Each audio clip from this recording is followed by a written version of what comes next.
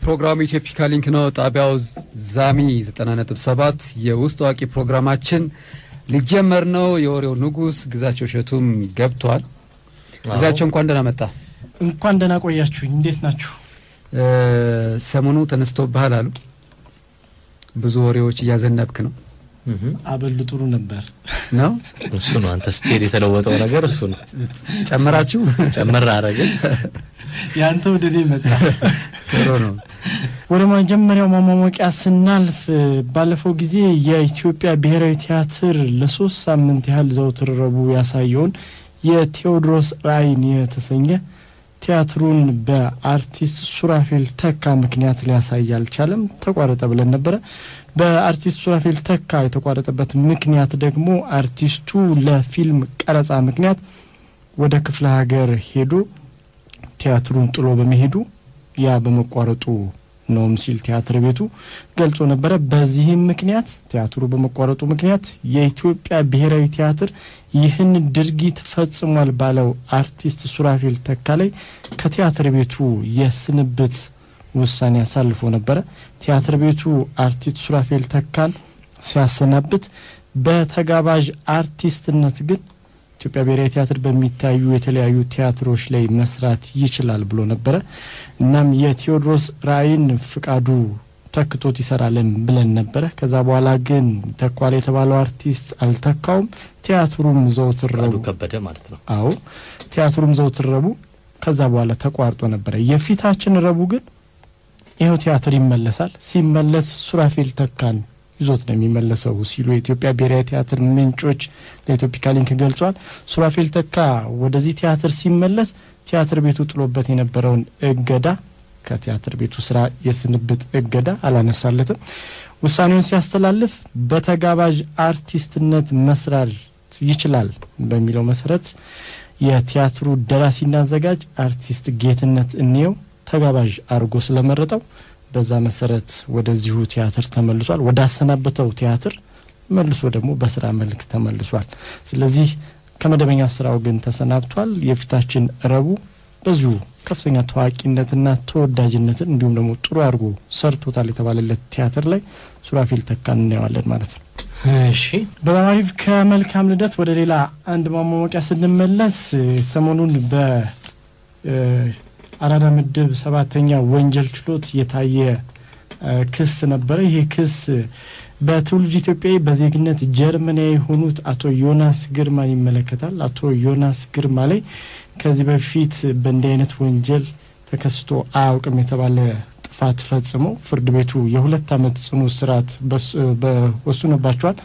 የፌደራል አቃቢ ሕግ በመሰረተው ክስ ተከሳሹ የ2 ዓመት እስር ሊያሳስራቸው ያበቃቸውን ወንጀል የፈጸሙት ወይም ተከሳሹን ለእስር ያዳረጋቸው በአርኪድ ዋና ስራ አስኪያጅ የሆኑት ወይዘሮ አኪኮ ስዩምን የኮምፒውተር የሚስጥር የይለፍ ቃል ወይም ፓስወርድ በህገ ወጥ መንገድ ሰብሮ በማለፍ የድርጅቱንና የስራ አስኪያጇን ዋና መረጃዎች ወስደዋል።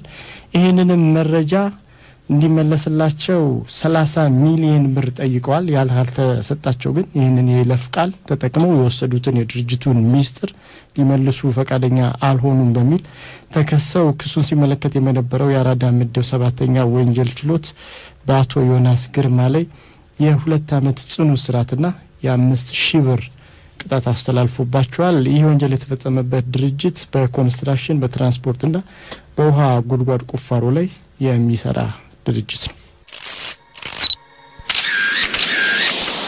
ውስጥ አዋቂ ኢትዮፒካ ሊንክ የመጀመሪያው የውስጥ አዋቂ ፕሮግራማችን ወሬ ምንድነው? ይሆን አንድ ታዋቂ አርቲስት ፍርድ ቤት ቀረበ። ፍርድ ቤት የቀረበው ታዋቂ አርቲስት ማን ነው? ታዋቂው አርቲስት ፍርድ ቤት የቀረበው ለምንድን ነው የሚል ነው። በጣም አሪፍ። ይሄ ታዋቂ አርቲስት የፊልም ደራሲና ዳይሬክተር ነው፣ እንዲሁም ፕሮዲዩሰር ነው፣ ተዋናይ ነው፣ የሲኒማ ቤት ባለቤት ነው። አቶ ቴዎድሮስ ተሾመ። አቶ ቴዎድሮስ ተሾመ በአቶ አትንኩት ሙሉጌታ ተከሶ ትናንት ፍርድ ቤት ቀርቧል። ቴዲ ተሾመ ለክስ ያበቃው ምክንያት ደግሞ አሁን መጨረሻ ላይ ከሰራቸው ፊልሞች መካከል መጨረሻ ላይ የሰራው እና በስደት አስከፊ ላይ የሚያጠነጥነው 3 ማዕዘን ፊልም ነው ለክስ ያበቃው። ይህ ፊልም ቴዲን ችሎት ላይ እንዲቆም ያደረገበት ዋናው ምክንያት ደግሞ ከሳሽ አቶ አትንኩት ሙሉጌታ ፍቅር ሲበቀል ብዬ ጻፍኩትን መጽሐፍ ኮፒ አድርጎ በሶስት ማዕዘን በሚለው ፊልሙ ላይ ሰርቶታል። ስለዚህ የኔን መጽሐፍ ወደ ፊልም ቀይሮ በመስራቱ የኮፒራይት መብት ጥሰት ተፈጽሞብኛል በሚል ከሰውት ነው።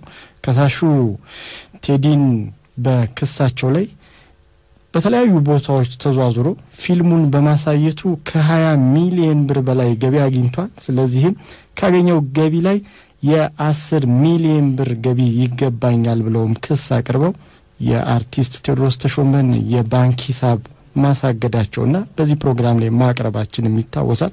ይሄ ባንክ ሂሳብ ከታገደ በኋላ ነው እንግዲህ ቴዲ ተሾመ ትናንትና በፌደራል ከፍተኛ ፍርድ ቤት በስድስተኛ ፍትሐ ብሔር ችሎት የቀረበው። ችሎቱ በትናንት ውሎ ጉዳዩን ሲመረምር የነበረው ወይንም በትናንት ቀጠሮ ዋና የነበረው ይሄ ክስ ከሳሾች ያቀረቡት በደሃ ደንብ ይታይልን ብለው ነው። ስለዚህ በደሃ ደንብ ይታያል አይታይም፣ ተከሳሽስ በዚህ ጉዳይ ላይ ምን ይላል የሚለውን ለመስማት ነበረ። ስለዚህ ተከሳሽ አርቲስት ቴዎድሮስ ተሾመም ፍርድ ቤት ቀርቦ በለቱ ዳኛ ጥያቄ ቀርቦለታል። በደሃ ደንብ ይታይ አይታይ በሚለው ላይ ቴዎድሮስ ተሾመም ከዳኛው በቀረበለት ጥያቄ የተከበረው ፍርድ ቤት እኔ ከሳሽን በደህንነቱ ሳይሆን እኔ ጋር ባለው እውነት ብቻ ነው ማሸነፍ የምፈልገው፣ ስለዚህ ክሱ እንዲፈቀድለት ጠይቃለሁ ብሎ ፈልጋለሁ ብሎ ምላሽ ሰጥቷል። ፍርድ ቤቱም ይህን የቴዎድሮስ ተሾመን የቃል ምላሽ በጽሁፍ ይዞ እንዲመጣ ትዕዛዝ አስተላልፏል። በመሆኑም ቴዎድሮስ ተሾመን ይህንን ጥያቄውን በጽሁፍ ይዞ እንዲመጣና ቀጣይ ሁኔታዎችን ለማየት የፌደራል ከፍተኛ ፍርድ ቤት ስድስተኛ ፍትሐ ብሔር ችሎት ዳር 16 ቀን 2007 ዓመተ ምህረት በ8 ሰዓት ላይ ጉዳዩ እንዲታይ ሲል ውሳኔ ሰጥቷል። እሺ ውስጣዋቂ ኢትዮፒካ ሊንክ የዛሬ የውስጣዋቂ ፕሮግራማችን ወሬ ቁጥር 2 አንድ የኢትዮፒካ ሊንክ አባል ታሰረ ይላል። የታሰረው ኢትዮፒካ ሊንክ አባል ማን ነው? ኢትዮፒካ ሊንክ አዘጋጅ ታሰረው ለምንድን ነው? እዚህ ላይ ግን ርዕሱ ላይ ተቃውሟለኝ። ታሰረ ሳይሆን ታስሮ ነበር። እንደዚህ ነው ለካ ነገር የምታጣሙት። ያው እኮ ታስሮ ነበር። አንድ ኢትዮፒካ ሊንክ አዘጋጅ ታስሮ ነበር እኮ ሁለቱም ግን ታስሯል እኮ ነው። ምን የሚገርመው አይ በኔ ሲደርስ ነው የገባኝ። አንዳንድ ሰዎች ቅሬታቸውን የሚያሰሙት ልክ ነው። ስለዚህ ልትከሰን ነው ያው ድብድበን ነው በቃ ድብደባው ማለት ደግሞ። ስለዚህ ታስሬ የነበርኩት እኔ ነኝ ከኢትዮፒካ ሊንክ። ምንድነው በጣም ደስ የሚል አጋጣሚ ነው። ለስር ሰው እንዴት ይደሰታል ብሬ? እኔ ግን በጣም የተደሰትኩበት አጋጣሚ ነው ይሄ። ያው ወደ ሽሬ አካባቢ ሄጄ ነበር እና ታስታውስ እንደሆነ በቅርቡ ዛላምበሳ ሄጄ ከዛ እንዲያውም ላይቭ ፕሮግራማችን ላይ ዘግቤ ነበር አይደል ስለ ዛላምበሳ። እዛ ባድመም ደግሞ የመሄድ በጣም ፍላጎት እንደነበረኝም ስገልጽ ነበር። ባድመን ማየት በጣም ነበር የምፈልገው። ምክንያቱም ባድመ ብዙ ወንድሞቻችን መስዋዕትነት እንዲከፍሉ መነሻም የሆነች በጣም ታሪካዊ ከተማ ነች በአሁን ሰዓት። እና ስለ ኢትዮጵያዊነት ስለ ዳር ድንበር ሲነሳ የምትነሳም ከተማ ነችና ከዚህ ጋር በተያያዘ እሷን የማየት የማወቅ ፍላጎት ነበር። በተለይ ደግሞ ታስታውስ እንደሆነ ከኤርትራ ጋር በተደረገው ጦርነት ጀግናው የመከላከያ ሰራዊታችን ባድመን ተቋጥሮ ሰንደቅ ዓላማችን የሚያውለበልበት ቦታ በጣም ስሜታ የሚያረግ አጋጣሚ ነበርና ያንን ቦታ የማየት በጣም ፍላጎት ነበረኝ።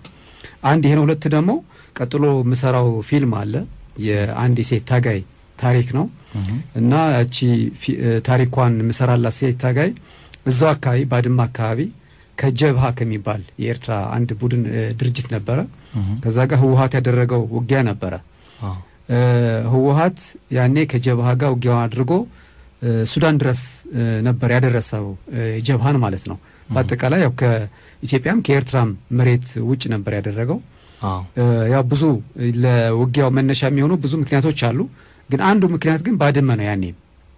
ምክንያቱም ጀብሃ ወደ ኢትዮጵያ መሬቶች እየመጣ እንደዚህ አይነት ፍላጎቶች ያሳይ ነበር እዛ የመሆን ከዛ የተለያዩ ጥቅሞች የማግኘት እና እዛ አካባቢ ያለውም ደግሞ መልካም ምድር የማየት ፍላጎቱም ነበረኝ ከዚህ ከምሰራው ፊልም ጋር በተያያዘ እና ሽሬ ለአንድ ወዳጄ ሲነግረው ባድመን ማየት ፈልጋለሁ በዛ ደግሞ ያኔ ህወሓት ከጀብሃ ጋር ያደረገበት ጦርነት ያደረገበት አካባቢም ደግሞ መልካም ምድሩን ማወቅ ፈልጋለሁ ከተቻለ እዛ ለመቅረጽ ካልሆነ ግን እዚህ አካባቢ የሚመች ቦታ ላይ ተማሳይ የሆነ ቦታ ላይ መምረጥ እንዴ በጣም ይቻላል እንዲያውም ምሽግ አለ እዛ ይሄውን የምትለው ቦታ ላይ ገማህሎ ሰንበል ባድመ የሚባል አካባቢ ማለት ነው ህወሓት ከጀብሃ ጋር ጦርነት ያደረጉበት አንድ ቦታ ነው እዛ አካባቢ ሻቢያ ኢትዮጵያን በወረረበት ጊዜ የሰራው ምሽግ አለ ስለዚህ ሻቢያ የሰራው ነው ሻቢያ በኋላ ደግሞ አሁን በዚህ በኢትዮ ኤርትራ ጦርነት ላይ ማለት ነው የሰራው ምሽግ አለ እዛ ያ ምሽግ ነፃ ነው እዛ መስራት ትችላለህ አለኝ በጣም አሪፍ ስለዚህ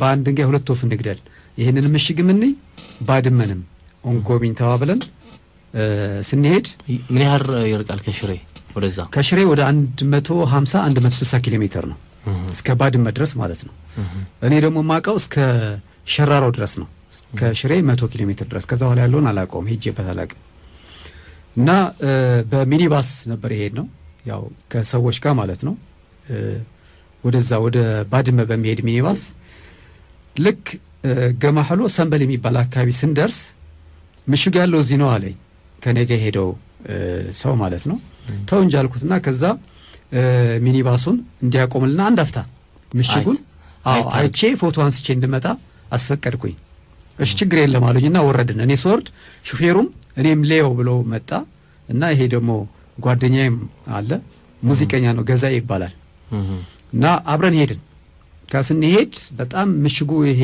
ሻቢያ የሰራው ምሽግ ነው የሚገርም ነው የተለያዩ ምሽግ አይነቶች አሉ አይደል እንደ ህድሞ የሚመስል እንደ ቤት የሚመስል ምሽግ አለ ተቆፍሮ ደግሞ ሰዎች ካንገታቸው በላይ ቆሞ የሚተኩሱበት ምሽግ አለ ቁጭ ብለው እንደዚህ የተለያየ ምሽግ ነውና ሁሉም የተለያየ አይነት ምሽግ አለ ምፈልገው ከዛኔ ያገኘው ብዬ ፎቶውን አነሳለሁ ከዛ በጥቂት ደቂቃዎች ውስጥ በቁጥር ስር ዋልን ሶስታችንም በቁጥር ስር ዋልነው ግን ደስ የሚለው በእኛው በኢትዮጵያ መከላከያ ሰራዊት አባላት ነው ቦታውን አናቀውም እና የሻቢያ ምሽግም ልንገባ ምንችል ነበረ በኋላ ሲነገረን ማለት ነው እዛ የያዙን ወታደሮች ከየት መጣችሁ ነው እያሳሳቁ ከየት መጣችሁ ነው አሉን ከእንደዚህ በቃ አንዴኑና አለቆቻችን ጋር ታወራላችሁ እያሉ አሁን እኛ የነበርነው የሆነች ተራራ ስር ነው ምሽጉን ፎቶ ያነሳ ነው ግን ምሽጉ እያለ ወደ ተራራ ይወጣና ከዛ ከተራራው ጀርባ ደግሞ ካምፕ አለ የኛ የመከላከያ ሰራዊት ካምፕ እዛ ታጅበን ወደ ካምፕ ሶስታችንም ተወሰድን እዛ ሄደን ያደረጉልን አቀባበል በጣም አስገራሚ ነው ምሳ ሰዓት ደግሞ ነበረ 6:00 አካባቢ ነው ምሳ ይምጣላቸው ተብሎ አረበልተናል ብንል ሸራሮ በልተን ነው የመጣ ነው ብንል በፍጹም የኛ ምግብማ መብላት አለባችሁ ብለው ዳቦ የድንችና የቆስጣ ወጥ አድርጎ አመጡልን ከዛ በኋላ ቀደስ እንዲላቸው በዛው ከመከላከያ ሰራዊታችን ጋር አብረን ምሳ ለምን አንበላም ብለን በላን ማለት ነው ከዛ በኋላ በልተን በቃ እንግዲህ መኪና እንደዚህ ሚኒባስ ተሳፋሪዎች ያሉበት አቁመን ነው የመጣ ነው ስለዚህ ቶሎ መሄድ አለብን ስላቸው አይ ቡና ማሳጠጡ አትሄዱም ቡና ይፈላላችሁ አላሉ ለካ ያው ታስረናል አላወቀ ጉዱ ሌላ እኛ አላወቅንም ግን ታስራችኋል በቁጥር ስሩላችኋል ላለማስደንገጥ ነው እንደዚህ ምግብ ብሉ ቡና ይፈላ እንደዚህ የሚሉ ከዛ ለአረ መሄድ አለበስን ላይ ቡና መፈላት አለበት ሲሉ እኛ በጣም በቃ መሄድ አለብን ብለን ስንከራከር አይ እንደዚህ እኮ ይሄ በጣም ወንጀል ነው ስትራቴጂክ ቦታ ነው የመጣችሁትና ፎቶ አንስታችኋል ስለዚህ ዝም ብሎ እንደዚህ ምሽግ መጥቶ ፎቶ አንስቶማ አይከሄድም ካለቆች ጋር ትነጋገራላችሁ ስለዚህ መቆየት አለባችሁ አሉ ይህ ሁሉ ግን የሚሆነው በጣም በቃ ሁሉም በፍቅር ሰላም እያሉን ውሃና አምጣላችሁ ሻይ ፈላ ቡና ይፈላ ምናምን እያሉ ነው የሚገርም ፍቅር እየሰጠው ማለት ነው ምርመራ ነው ከዛ በኋላ አሁን ነገሩ ገባን ማለት ነው እንደዛ ሲሉ ከዛ ላይ ቁጭ አለን እንግዲህ መኪና ውስጥ ደግሞ ሰዎች አቁመን የመጣ ነው ሹፌሩም እዚህ ነው ያለው እኛ ጋር ነው ትራንስፖርት መኪና ነው ሰዎች የሚሄዱ ቁጭ ብለው እየጠበቁ ነው እየጠበቁ ነው አሁን ከኔ ጋር ሄዶ ገዛይ በጣም ተጨንቋል ይደዋውላል ሄሎ ኮሎኔል ይላል ሌላ ሰው ያነሳበታል የአካባቢው ደግሞ የዞኑ አስተዳዳሪ ጋር ይደውላል ስብሰባ ላይ ነኝ የሚል ቴክስት ይመጣዋል እንደዚህ ከዛ ወታደሮቹ ደግሞ አለቃቸውን ደውለው ጠሩና አንድ አለቃ አንድ ሻምበል መጡና ምንድነው ብለው በጣም ተረጋግተው መጀመሪያ ሰላም አሉ። እንኳን ደህና መጣችሁ፣ ከየት ነው የመጣችሁት፣ ለምንድን ነው የመጣችሁት ምናምን አሉ። እና ምክንያቱም ነገርናቸው። እንዲህ ነው ፊልም ለመስራት እንደዚህ ምሽግ ለማየት ለመጎብኘት ፎቶ ለማንሳት ሞክረናል፣ ግን ቦታውን አናውቀውም ነበረ። እኔ ነበረኝ መረጃ የድሮ ሻዕቢያ ምሽግ እንደነበረ፣ ሻዕቢያ ከወጣ በኋላ ግን ክፍት ባዶ እንደነበረ ነውና እንደዛ መስሎኝ ነው ፎቶ ያነሳሁት። ግን ወደ ባድመ ደግሞ እንቀጥላለን፣ ባድመ አይተን እንመለሳለንና ሰዎች ደግሞ አቁመናል መኪናው፣ ስለዚህ ቶሎ መመለስ አለብን ያስረዳው። በጣም ሰሙኝና በቃ እንግዲህ ትንሽ ቆዩና ሻይ ምናምንም ይፈላላችሁ፣ ሻይ ይጠጣችሁ፣ ሌሎች አለቆች ማወቅ ስላለባቸው ቆዩ ተባለ። አሁን ምንድነው በዚህ ሰዓትኛ ወዳጅ እንሁን ጠላት ማወቅ የሚችሉት እኛን በማቆየትና በማንከባከብም ጭምር በማጣራት ነው። ምክንያቱም ያ ቦታ እዛ ቦታ ለመግባት ፍቃድ ያስፈልጋል። ያለ ፍቃደኛ ዘው ብለን ነው። በዛ ላይ ደግሞ ፎቶ አንስቻለሁ። ስለዚህ እሳቸው ደግሞ እያለ ወደ አለቃቸው ከሻምበል ወደ ሻለቃ ከሻለቃ ወደ ኮሎኔል እያለ ነገሩ ወጣና እነዛ አዛዦች ደግሞ ሸራሮ ላይ ስብሰባ ላይ ናቸው። ስለዚህ በቃ እስክንመጣ ድረስ ይቆዩ እስኪጣራ ድረስ የሚል መልእክት መጣ። በኋላ ከዛ በኋላ እንደዚህ በቃ እንግዲህ ጥላ ላይ ሆኑ ተብሎ ፍራሽ ወጣ። ልክ በዚህ ደግሞ ሚኒባስ ውስጥ ከነበሩት ሰፋሪዎች አንዷ እንዲያም የአዲስ አበባ ልጅ ነች። ምንድነው ጉዱ እኛን እንደዚህ አቁሞ እንዴት ይጠፋሉ በሚል እሷም ወደ ተራራው መውጣት በቁጥጥር ስር መዋል አራተኛ ታጅባ ወደኛ ወዳለንበት ለሷን ፍራሽ ተነጠፈላት። ምሳብ ይስተባይ በልቻለሁ ምናምን አለች። ከዛ በኋላ ቀስ ብለን ሁኔታውን ስንነግራት በቁጥጥር ስር እንደዋልን በድንጋጤ የመጣውን ዳቦ አንድም ሳታስቀር ነው የበላችሁ። ከዛ ለፍራሽ ሲወርድ ይሄ ነገር እንግዲህ አሁን ብርድ ልብስ ነው የቀረው። በዛ ላይ ሰዎች አቁመናል። እኔ እውነቱን ለመናገር በቃ እንደዚህ በጣም የሚያስፈራ የሚያስጨንቅ ነገር አልነበረው። ምክንያቱም እኛ ኢትዮጵያውያን ነን። በአጋጣሚ መገኘት ያልነበረብን ቦታና ሰዓት ላይ ተገኝተናል። ግን ተጣርቶ እንደምንለቀቅ ምንም ጥርጥር የለውም። ግን ያቆምናቸው ሰዎች ደግሞ እንዳይጉላሉ በሚል በቃ ምንድነው ማድረግ ያለብን? አሁን ፍራሽ መጥቷል። ቀጥሎ እንግዲህ ብርድ ልብስ ነው። ስለዚህ ማደራችን ነው። የሆነ ነገር መደረግ አለበት አልኩና ሳስብ ወደ አንድ ጀነራል መደወል ነበረብኝ ወደ አዲስ አበባ። ጀነራል ገብረኪዳን ገብረ ማርያም በመከላከያ ኢንዶክትሪኔሽን እና ኮሚኒኬሽን ጉዳዮች ማዕከል አዛዥ ናቸው። እሳቸው ጋር ደወልኩ። እዛ ለስደውል አይነሳም ስልኩ። ቴክስት አረኩላቸው ኢመርጀንሲ ነው እባክዎት ይደውሉልኝ ብዬ ወዲያው ደወሉል እና ምንድነው በሻዕቢያ ቁጥር ስር ዋልክ እንዴ? ምንድነው እንደዚህ ኢመርጀንሲ እንደዚህ ያሉኝ? ቀልድ ማለት ነው ለቀልድ። አረ ያው እዛ አካባቢ ለትንሽ ነው የተረፍኩት። እንደዚህ እንዳጋጣሚ ለፊልም ስራ የመከላከያም ድጋፍ ስለሚያስፈልገኝ ያቆት ነበር። የሚመለከታቸው እሳቸው ናቸውና ያቆት ነበር ለፊልም ስራ እንቅስቃሴ ላይ እንደሆንኩ ወደዛ አካባቢ እንደሚሄድ እና በዚህ እኮ እንደዚህ ሳላቅ እንደዚህ ገባውና ፎቶ ሳነሳት ይዤ እንደዚህ አራት ሰው ሆነን እንደዚህ በቁጥር ስር ውለናል አልኳቸው። እንዴ ዝም ብላችሁ ሳታስፈቅዱ ትገባላችሁ እንዴ አሉን። አይ እንደዚህ አጋጣሚ ነው ባለማወቅ ነው። በቃ እሺ ችግር የለም። ቦታው የት ነው? ቦታው ገማህሎ ሰንበል እንደሚባል ወታደሮችን ጠየቅናቸው። 28ኛ ክፍለ ጦር ነው። ከዛ በኋላ በቃ ችግር የለም እዛ ቆዩ አሉን። እሳቸው ደዋውለው በጥቂት ደቂቃዎች መመሪያው መጣ። ከዛ በኋላ ተለቀቅን። በጣም የሚገርም ነው። አጋጣሚው ጥሩ ነው ነገሩ። ደስ የሚል አጋጣሚ ነው። ከመከላከያ ሰራዊት አባላት ጋር ወደ 2 ሰዓት ከምናምን ይሆናል የቆየ ነው። ግን እዛ ሚኒባስ ውስጥ የነበሩት ጠበቋችሁ? ምን አማራጭ አለ? ሹፌሩ ከኛ ጋር ኮን ያለው። አይ ማለት ሌላ አማራጭ ወጥቶ አልሄዱም? በሌላ ታክሲ እንደዚህ እኔ እንጃ። መኪና ወይ መኪና ብዙ እንቅስቃሴም የለበትም ቦታው። ከዛ በኋላ ወጥተን በቀጥታ ወደ ባድመ ሄድ ነው። ደንግጠን አልተመለስንም። ወደ ባድመ ሄደን ባድመ ከተማ ጎበኘን። እዛ ከተማ አለ በደንብ። አዎ ከተማው እንዲያውም ሞቅ ያለች ነች። ከዛ ላምበሳ እንዲያውም ሞቅ ያለች ሆነ ያገኘዋት ባድመ ነች። በነገራችን ላይ ከሸራሮ በኋላ ሜዳ ሆኖ በጣም ጫካ ነው፣ ዱር ነው። በጣም የሚገርም ቦታ ነው። ሜዳ ነው። በጣም በጣም በጣም ደስ የሚል መልካም ምድር ያለው ቦታ ነው እና ባድመ ያው እዛ አካባቢ መከላከያ ሰራዊት ስላለበት ብዙ እንቅስቃሴም ያላት ከተማ ነች። ለምሳሌ ኦሮሚያ ቡና ቤት፣ ባህር ዳር ምግብ ቤት፣ ባር ቦሌ ካሉት የንግድ ቤቶች እዛ መሃል ከተማው ላይ ካዩዋቸው የንግድ ቤቶች ናቸውና እዛ ትንሽ ቆይተን ፎቶ ተነስተን ከዛ በኋላ ተመለስ። በጣም ደስ ይላል። ግን አጠቃላይ የሄድክበት በጥሩ ሁኔታ አልፏል፣ ተጠናቋል። በጣም ደስ የሚል ነበር። በዚህ አጋጣሚ ጀነራል ገብረኪዳን በኋላ ደውለው ቼክ አድርገውናል እንዴት ሆናችሁ ብለው ሲደውሉን እኛ ከዛ ወጥተን ወደ ባድመ እየሄድን ነበር። ስለዚህ ለሰጡን ፈጣን ምላሽ ጀነራል ገብረኪዳን ገብረ ማርያም እጅግ በጣም እናመሰግናለን። ፕሮግራሙ ደግሞ ኢትዮፒካ ሊንክ ነው።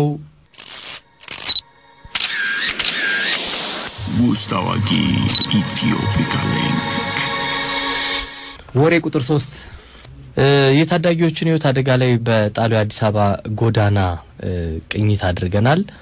የታዳጊዎችን ህይወት አደጋ ላይ ጣሊያን አዲስ አበባ ጎዳና የትኛው ነው? የታዳጊዎቹ ህይወት አደጋ ላይ ወደቀው እንዴት ነው ግዛቸው? በጣም ልክ ነው ዮናስ። ቅኝቱ አዲስ አበባ ከተማ ካላት ነዋሪዎች መካከል 1,161,988 ወጣቶች ሲሆኑ ከዚህ ቁጥር ውስጥ ደግሞ የሴት ወጣቶች ቁጥር 644,704 የወንዶች ደግሞ 517,284 መሆኑን የኢትዮጵያ ማዕከላዊ ስታቲስቲክስ ባለስልጣን በ1999 ዓመተ ምህረት በመላ ሀገሪቱ ባካሄደው የህዝብና ቤት ቁጠራ ውጤት ይፋ አድርጓል ወይንም ይህንን ቁጥር ያሳያል። ይህ የከተማዋ ሞተር የሆነው ወጣትና አብዛኛው ታዳጊ በከተማው ውስጥ ባሉ አንዳንድ ቦታዎች ላይ ከቅርብ ጊዜ ወዲህ በነገራችን ላይ እነዚህ ቦታዎች ጥቂቶች ነበሩ፣ ከቅርብ ጊዜ ወዲህ ግን እየሰፉ ነው። ወጣቶችን ሴቶችን ወደ ወንጀልና የአልኮል ሱሰኝነት የአደንዛዥና ንጥረ ነገሮች ተጠቃሚነት ባልተፈለገ እርግዝና የወሊድ እንዲሁም ደግሞ ለአባላዘር በሽታ ኤችአይቪን ጨምሮ ለትምህርት ማቋረጥ ለጎዳና ተዳዳሪነት ለኢኮኖሚያዊ ጥገኝነት ወይንም ስራ ፈትነት ስራ መጥላትን መዝርፊያ ለወንጀል እየተዳረጉ እንደሆነ ደግሞ የአዲስ አበባ ከተማ አስተዳደር የሴቶችና ህጻናት ወጣቶች ጉዳይ ቢሮ ግንቦት 2005 ይፋ ያደረገውና ያጠናው ጥናት ይገልጻል። እነዚህ አሁን የጠቀስናቸው ችግሮች እንዳሉበት ለነዚህ ችግሮች ደግሞ በዋናነት አነሳሽ የሆኑት ከተማ ውስጥ ያሉ የተለያዩ ቦታዎችም እንደሆኑ ይኸው ጥናት ያሳያል። ኢትዮፒካ ሊንክ ባደረገው የተለያዩ የከተማዋ ቅኝቶች ውስጥ ከተማ ውስጥ ያለ አንድ ቦታን እነዚህ ችግሮች ጎልተው የሚታዩበት በምሽት ሳይሆን በጠራራ ፀሐይ የሚስተዋሉበት መሆኑን አግኝቷል ወይንም ተመልክቷል። ምልከታችን ወጣቶች ላይ ይሁን እንጂ እዚህ ድርጊት ላይ ተሰማርተው ያነጋገርናቸው እድሜያቸውን ለመንገር ፈቃደኛ የሆኑ ታዳጊዎች ከ14 ዓመት ጀምሮ እስከ 19 ዓመት መሆናቸውን ገልጸውልናል። እድሜያቸውን ከነገሩን ታዳጊዎች መካከል ግምት እኩዮቻቸውን ስናሰላ አብዛኞቹ ከ14 እስከ 17 እንደሚሆኑ ተረድተናል። እነዚህ የከተማዋ ኃይል የሚባሉት ወጣቶች እንግዲህ በከተማ ውስጥ ባለ አንድ ቦታ የወደፊት ተስፋቸው የሚያጨልም ድርጊት ውስጥ ገብተው በስፋት ተመልክተናል። የምልከታችን ዋና ቦታው የሆነው ደግሞ ከቦሌ መድኃኔዓለም ወደ ቦሌ ድልድይ ወይም ደግሞ ወደ ብራስ ሆስፒታል በሚወስደው መንገድ ብራስ ሆስፒታል ጫፍ ላይ በከብራስ ሆስፒታል ትይዩ ፊት ለፊት ወደ ኖክ የነዳጅ ማደያ የሚወስደው መንገድ ላይ ያሉ ቤቶች ሆነው ተገኝተዋል። በዛኛው መንገድ ደግሞ ሲመጡ ከቦሌ ኖክ ማደያ ፊት ለፊት የሚያስገባው መንገድ ወደ ብራስ ሆስፒታል ወይንም ወደ ቦሌ መድኃኔዓለም የሚወስደው መንገድ ላይ ያሉ 100 ሜትር የማይበልጥ ቦታ ላይ የሚደረጉ ድርጊቶች ቁጥራቸው ከ1000 የሚበልጡ ወጣቶችን በግምት የተደረገ ነው። ይሄ ቁጥር በተለይ ሐሙስ አርብ ቅዳሜ በተለይ ዛሬማ ልዩ ነበረ ከፍተኛ ሁኔታ መበላሻቸው ሆኖ ተመልክተናል። እዚህ ቦታ ላይ ከ10 በላይ የሆኑ መጠጥ ቤቶች ቀን ሁሉ ጨለማ አድርገው የሚሰሩ መጠጥ ቤቶች ተመልክተናል። 4 ፔንሲዮኖች 60 ሜትር በማይሞላ ርቀት ላይም አይተናል። ከፍተኛ የሆነ ሺሻ ማጨሻ ቤቶችም ተመልክተናል። አንድ ትልቅ ግቢ ለዚሁ ድርጊት ብቻ የሆነም አይተናል። አንድ ጫት ቤትም ተመልክተናል። እነዚህ ወጣቶች ገንዘብ ያላቸው ገንዘብ እየከፈሉ እዛ ቦታ ላይ የሚደረገውን የመጠጥ የሺሻ የጫትና የተለያዩ ነገሮች ማግኛን በገንዘባቸው ይገዛሉ። ገንዘብ የሌላቸው ግን ወደ ቦሌ ጫፍም ወደዚህ ወደ መድኃኔዓለም ጫፍም እየወጡ ዘመናዊ የሆኑ ስልካቸውን አካባቢው ላይ ያሉ ሱቆች እንዲገዟቸው እንዲሸጡላቸውም ሲያነጋግሩ ተመልክተናል። ይህ ቦታ በቀበሌ 0305 ክልል ውስጥ ይገኛል። እዚህ ቦታ ላይ በተለይ አርብና ቅዳሜ ዛሬ 11 ሰዓት አካባቢም ልዩ ነበረ የሚመጡ ህፃናት የመንገደኛውን ትኩረት ይስባሉ። እዛ ቦታ ላይ በድንገት እግር ጥሎት የመጣ ሰው ወደ ጉዳዩ ወደ ቦታው ከመሄዱ በፊት ከ10 እስከ 15 ደቂቃም ቆሞ ይህንን ትዕይንት ለመመልከት ግድ ይለዋል። የወጣቶቹ የታዳጊዎቹ ጉዳይ ትኩረት ስለሚስብ ማለት ነው። የመጀመሪያ እይታ ውስጥ የሚገባው የነዚህ ታዳጊዎች ከ14 እስከ 17 ዓመት እድሜ ያሉ ታዳጊዎች አለባበሳቸው ይሆናል። ከላይ ጥቂት ሰውነታቸውን የሚሸፍን ልብስ ሊባል የሚችል ለማለት የሚከብድ ነገር ላያቸው ላይ አድርገዋል።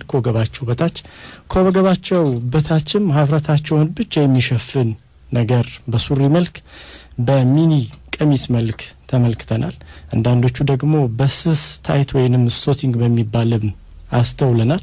እነዚህ ወጣቶች ይህንን እይታ በዚህ አይነት እይታ አካባቢውን ሰው ከሳቡ በኋላ ወደሚገቡበት ተከትለው ከገቡ ሌሎች እነሱን ከመሰሉ የእድሜ ኩዮቻቸው ጋር ሆነው ተሰብስበው መጠጥን ሲጠጡ ይመለከታሉ። ከመጠጥ አልፎ በተለያዩ ጠረጴዛዎችም ላይ የሺሻ እቃዎች ተደርድረው ሺሻ ሲያጨሱም ተመልክተናል። ሲጋራም የተለመደ ሆኗል። ከሲጋራ ጭስ የተለየ ጭስ ሆኖ ሲጨስም ተመልክተናል ወይንም ሸቶናል። እነዚህ ህፃናት በዚህ ሁኔታ ሄደው እንግዲህ ቦታው ላይ ከነበሩ 4 የመኝታ አገልግሎት የሚሰጡት ቦታ ላይ ወደ ቤት ከመግባታቸው ወደ ወላጆቻቸው ወደ አሳዳጊዎች ከመሄዳቸው በፊት ወደዛ እንደሚሄዱ አንዳንዶች በፈቃደኝነት ነግረውናል።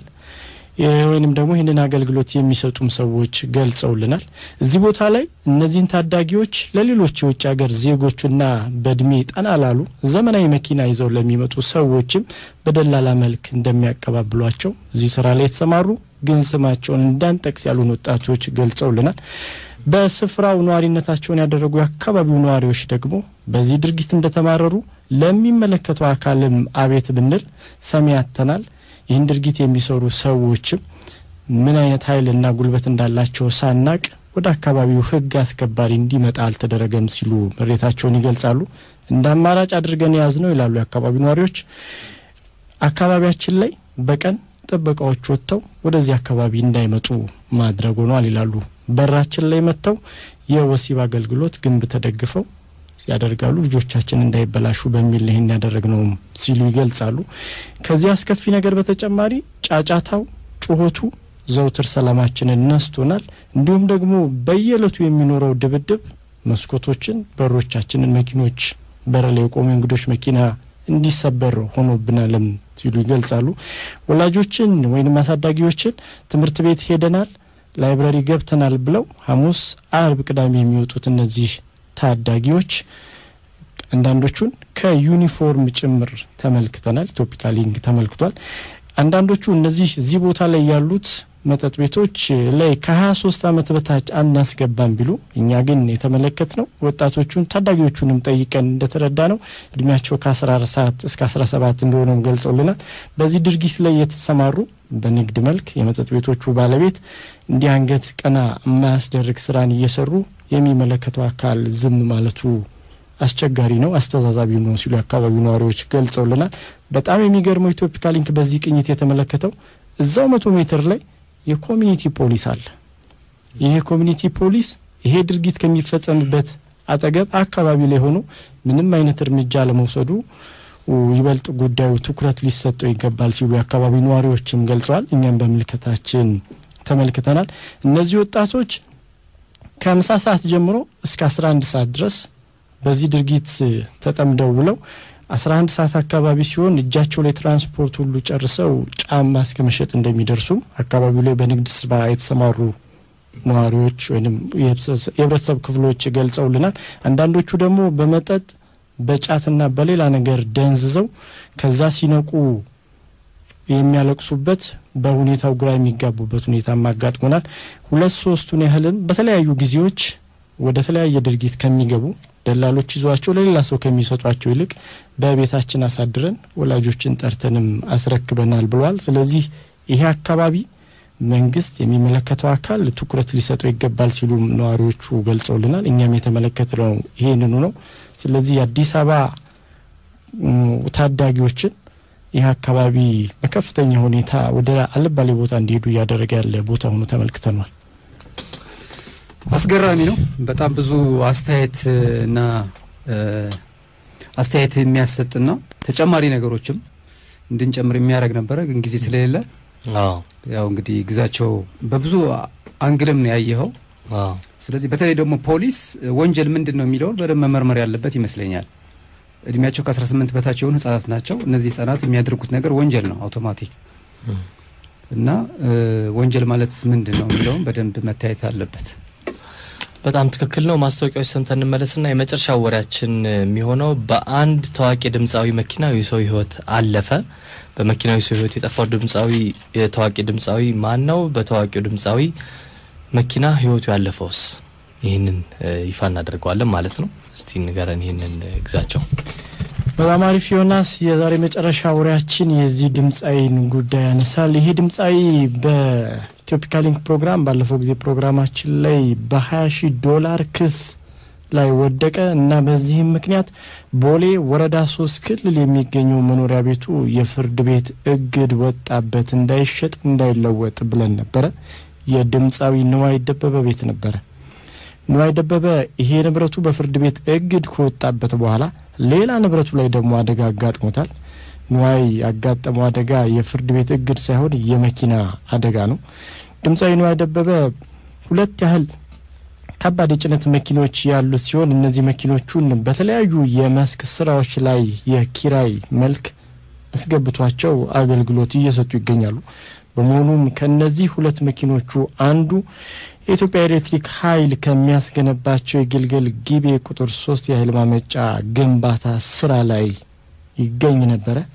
ባለፈው ሐሙስ ግን ንብረትነቱ የንዋይ ደበበ የሆነው ይሄ ጄን ሊዮን መኪናና ሹፌሩ ጥሩ ቀን አልነበረም።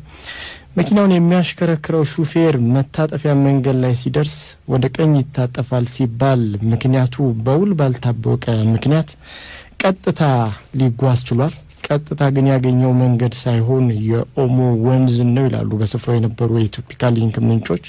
እናም የንዋይ ደበበ ጄን ሊዮን መኪናና ሹፌር ቀጥታ ቁልቁለት ወደ ነበረው ወደ ኦሞ ወንዝ ጉድጓድ ውስጥ ገብቷል። በስፍራው የነበሩ የዓይን እማኞች እንደገለጹት ሐሙስ 9:30 አካባቢ በተፈጠረው በዚህ የመኪና አደጋ የሹፌሩ ህይወት አልፏልም ሲሉ ገልጸዋል። የሹፌሩን አስክሬን ለማውጣትም 2 ቀን ያህል እንደፈጀም ገልጸዋል። ዋናተኞች ከተለያየ ቦታ ሄደው ቅዳሜ ከሰዓት ላይ የሹፌሩን አስክሬን አውጥተው የአስክሬን ሽኝት ስነ ስርዓት ይህን ግንባታ በሚገነቡት ሰራተኞችና በአካባቢው ነዋሪዎች ወደ ሹፌሩ ትውልድ ሀገር ጅማ ተጉዟልም ሲሉ ገልጸዋል። የንዋይ ደበበ መኪና ግን እስከ ዛሬዋ ዕለት ድረስ ከገባበት ጉድጓድ ሊወጣም እንዳልቻለ እነዚሁ ምንጮች ገልጸዋል። የንዋይ ደበበ ይሄ የጄን ሊዮን መኪና የኢትዮጵያ መድን ድርጅት ዋስትና የተገባለት መኪና እንደሆነ ኢትዮፒካ ሊንክ ለማወቅ ችሏል። የውስጥ ዋቂ ወሬዎቻችን ተጠናቀዋል።